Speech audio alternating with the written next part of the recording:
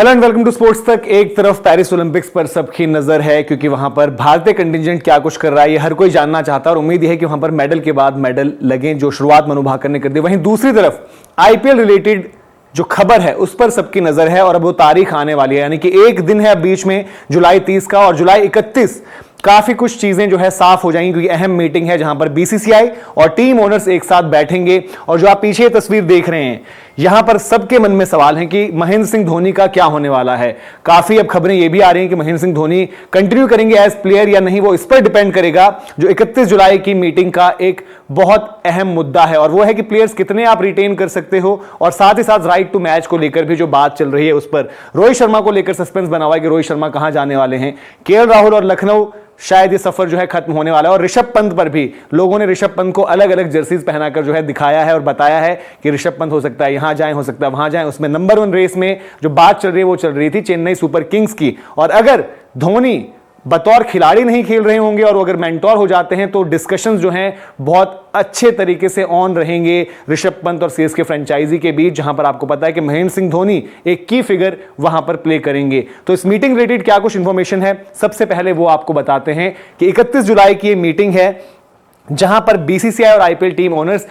Team owners already अपना feedback दे चुके हैं कि वो क्या कुछ चाहते हैं और ये मीटिंग फाइनलाइज करेगी चीजों को कि रिटेंशंस कितना नंबर होना चाहिए और राइट टू मैच कार्ड जो आरटीएम आप देख रहे हैं वो है राइट टू मैच कार्ड, क्या वो होगा, उसकी वापसी होती है या नहीं। एज ऑफ नाउ जो ज्यादातर फ्रेंचाइजीज ने जो अपने इनपुट्स दिए हैं, काफी फ्रेंचाइजीज तो इस हक में भी थी कि एक भी खिलाड़ी रिटेन मत करो और मैक्सिमम जो कह रहे थे वो कह रहे थे कि 8 राइट टू मैच दे दो या फिर 8 रिटेंशन दे दो। 8 रिटेंशन के केस में क्या होता है कि आपका जो ऑक्शन है वो कहीं ना कहीं उसकी वैल्यू थोड़ी कम हो जाती है, लेकिन जो एक आइडियल नंबर निकल कर आया है वो 4 पहले भी था, जो 4 को बढ़ाकर हो सकता है 6 रिटेंशंस देखने को मिले और राइट टू मैच की भी वापसी लग रही है कि हो सकता है कि वो राइट टू मैच कार्ड वापस आ जाए। एक जो बड़ा सुझाव था वो है कि मेगा ऑक्शन जो है 5 साल में हो और 5 साल में होने की वजह यह है कि कंसिस्टेंसी उस लिहाज से आप देखते हैं काफी प्लेयर्स को आपने यंग प्लेयर में इन्वेस्ट किया, पहले साल शायद वो बेंच पर रहा, दूसरे में कुछ मौके मिले, तीसरे में वो कह सकते हैं कि अपनी खेल का जो है वहां पर प्रदर्शन दिखा पाया और फिर आपको अगले ही सीजन फिर डिसीजन लेना है कि इसको अब रखें या ना रखें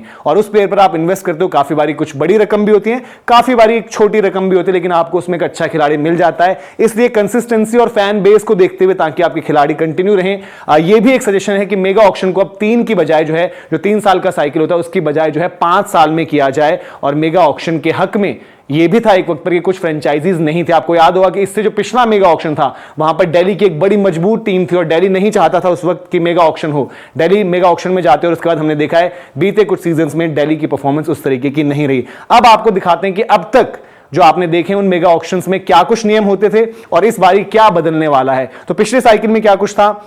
उसमें था कि 4 खिलाड़ियों को आप रिटेन कर सकते हो मैक्सिमम, उसमें भी नंबर्स थे कि आप इंडियन अगर आपको रिटेन करें तो मैक्सिमम 3 हो सकते हैं और ओवरसीज जो है मैक्सिमम 2 हो सकते थे। पर्स उस वक्त तक था 90 करोड़ जो अभी भी पिछले ऑक्शन में बढ़कर 100 करोड़ तक पहुंचा है और तब राइट टू मैच पहली बार हुआ था कि पिछले ऑक्शन में नहीं था, लेकिन अब केस डिफरेंट है और अब यह है कि पर्स बढ़कर 120 करोड़ तक की तो बात हुई, लेकिन कहीं कहीं 130 करोड़ भी एक नंबर निकल कर आया है। तो उसमें क्या कुछ है जो इस बार की पॉसिबिलिटीज आपको लग रहा है। पर्स 120 करोड़ जैसे मैंने कहा कि करंटली वो 100 करोड़ पर है। रिटेंशन ज्यादा जो सुझाव के बेसिस पर मैंने आपको बताया कि 4 से 6 पर ज्यादातर लोगों की सहमति है, लेकिन इवन 8 तक की भी पॉसिबिलिटी की बात करी है। और return of RTM right to match क्या होता है, जिन्होंने बीते कुछ टाइम में फॉलो करना शुरू किया उसके लिए बता दूं कि जब ऑक्शन होता था अगर एक खिलाड़ी आपकी टीम में है, सपोज मान लेते हैं जसप्रीत बुमराह को ऑक्शन में डाल दिया गया था और जसप्रीत बुमराह की बोली लगती है 30 करोड़ रुपए और ये 30 करोड़ की बोली लगाई थी चेन्नई सुपर किंग्स ने। ऐसे में मुंबई इंडियंस के पास एक कार्ड होता है राइट टू मैच जिसमें वो कह सकते हैं कि ये रहा हमारा राइट टू मैच और हम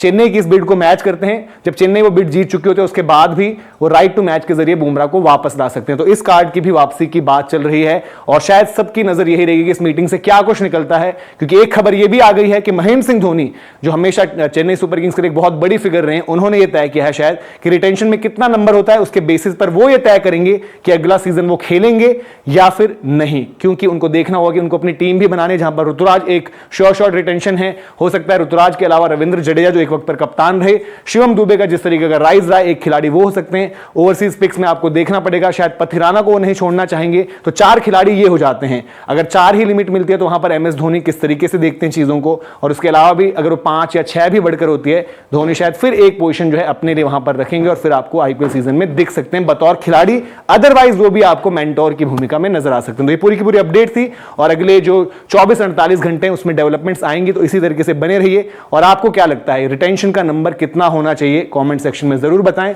अभी के लिए इजाजत लेते हैं, बहुत बहुत शुक्रिया।